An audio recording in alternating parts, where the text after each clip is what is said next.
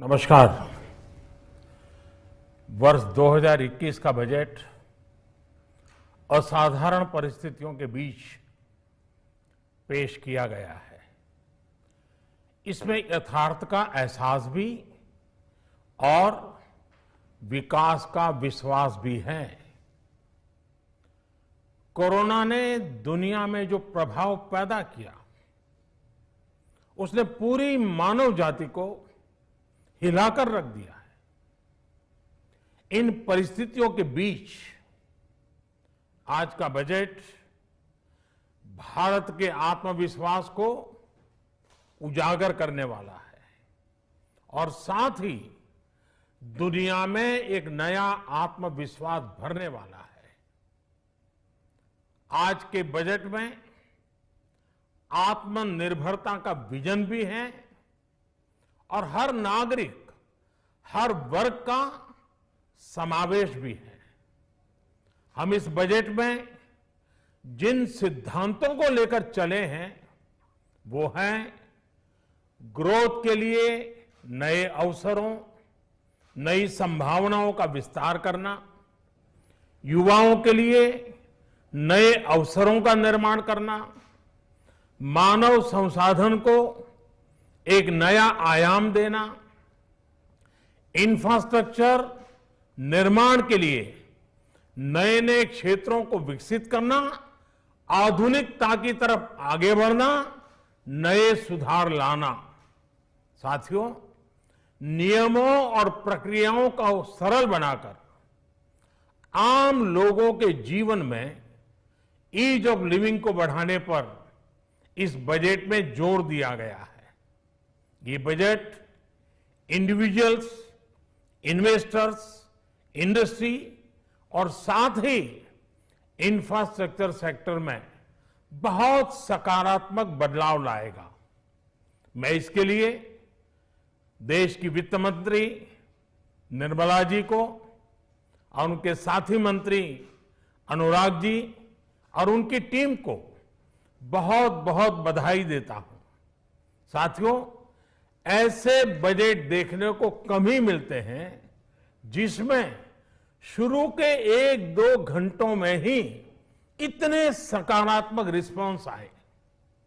Corona के चलते कई एक्सपर्ट्स ये मानकर चल रहे थे सरकार आम नागरिकों पर बोझ बढ़ाएगी, लेकिन फिस्कल सस्टेनेबिलिटी के प्रति अपने दायित्वों को ध्यान में रखते हुए सरकार ने बजट साइज बढ़ाने पर जोर दिया।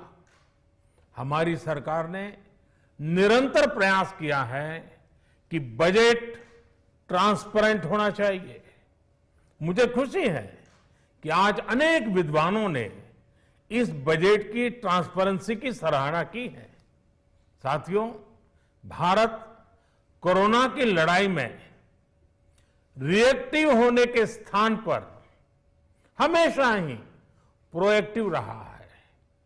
चाहे वो कोरोना के काल में किए गए रिफॉर्म्स हो या फिर आत्मनिर्भर भारत का संकल्प, इसी प्रोएक्टिवनेस को बढ़ाते हुए आज के बजट में भी रिएक्टिव का नामो निशान नहीं है। साथ ही हम एक्टिव पर, स्टेटस को पर भी अटके नहीं हैं और हमने इस बजट में भी प्रोएक्टिव बजट देकर के देश के सामने प्रोएक्टिव होने का संदेश दिया है।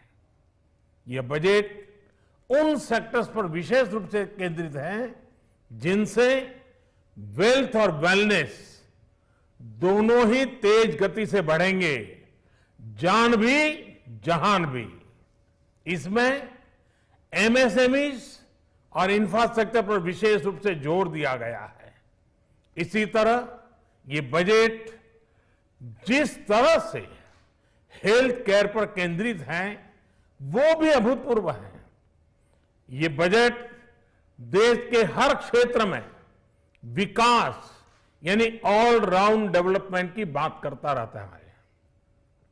खास तौर पर मुझे खुशी है कि इस बजट में दक्षिण के हमारे राज्य, पूर्वोत्तर के हमारे राज्य और उत्तर में लेह लद्दाख जैसे क्षेत्रों में विकास पर विशेष ध्यान दिया है। ये बजट भारत के कोस्टल स्टेट्स जैसे तमिलनाडु, केरल, पश्चिम बंगाल इनको एक बिजनेस पावर हाउस बनाने की दिशा में एक बड़ा कदम उठाए। नॉर्थ ईस्ट के राज्य जैसे असम के अनएक्सप्लोर्ड पोटेंशियल को टैप करने में बजट बहुत बड़ी मदद करेगा।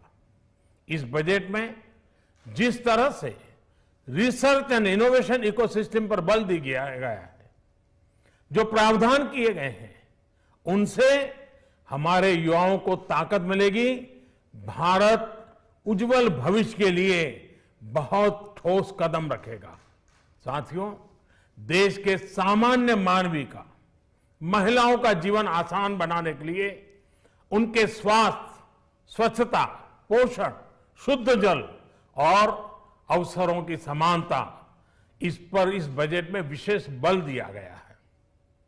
बजट में इंफ्रास्ट्रक्चर पर खर्च में अभूतपूर्व वृद्धि के साथ साथ कई व्यवस्थागत सुधार किए गए हैं, जिसका बहुत बड़ा फायदा देश में ग्रोथ और जॉब क्रिएशन, रोजगार के लिए बहुत लाभ होगा। देश में एग्रीकल्चर सेक्टर को मजबूती देने के लिए, किसानों की आय बढ़ाने के लिए इस पर बजट में बहुत जोर दिया गया है। कई प्रावधान किए गए हैं। एग्रीकल्चर सेक्टर में किसानों को और आसानी से और ज्यादा ऋण मिल सकेगा। देश की मंडियों को यानी एपीएमसी को और मजबूत करने के लिए, सशक्त करने के लिए एग्रीकल्चर इंफ्रास्ट्रक्चर फंड से मदद का प्रावधान किया गया है। ये सब निर्णय ये दिखाते हैं कि इस बजट के दिल में गांव है, हमारे किसान है। एमएसएमई सेक्टर को गति देने के लिए, रोजगार के अवसर बढ़ाने के लिए इस बार एमएसएमई सेक्टर का बजट भी पिछले साल की तुलना में 2 गुना से ज्यादा कर दिया गया है। साथियों, ये बजट आत्मनिर्भरता के उस रास्ते को लेकर आगे बढ़ा है जिसमें देश के हर नागरिक की प्रगति शामिल है। ये बजट इस दशक की शुरुआत की एक मजबूत नींव रखने वाला बजट है। सभी देशवासियों को आत्मनिर्भर भारत के इस महत्वपूर्ण बजट के लिए मैं बहुत बहुत शुभकामनाएं देता हूं। फिर से एक बार वित्त मंत्री जी और उनकी टीम को बहुत बहुत अभिनंदन करता हूं, धन्यवाद करता हूं।